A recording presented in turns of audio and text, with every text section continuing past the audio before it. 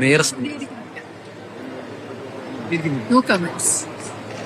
R ശ്രീലേഖയുടെ ഈ no comment എന്ന പ്രതികരണത്തിൽ നിന്ന് തന്നെ എല്ലാം വ്യക്തമാണ്. തിരുവനന്തപുരം മേയർ സ്ഥാനം കിട്ടാത്തതിൽ കട്ടക്കലിപ്പിലാണ് ആർ ശ്രീലേഖ.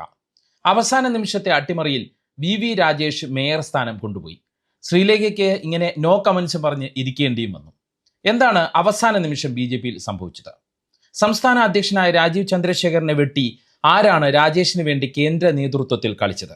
ഈ ചോദ്യങ്ങൾ വളരെ പ്രസക്തമാണ്. ഒപ്പം മറ്റൊരു കാര്യം കൂടി വ്യക്തമാവുകയാണ്.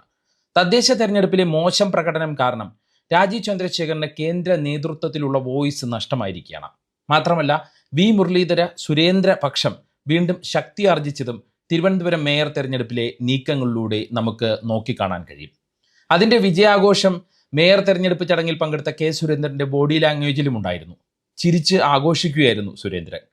ഈ അവസരത്തിൽ രാജീവ് ചന്ദ്രശേഖരന്റെ അടുത്ത ആളുകൾക്ക് ഒരു കൊട്ടു കൊടുക്കാനും കെ സുരേന്ദ്രൻ മറന്നില്ല. ഇതും BJP-ക്കുള്ളിൽ ഒരു ശ്രദ്ധേയമായ കാര്യമാണ്.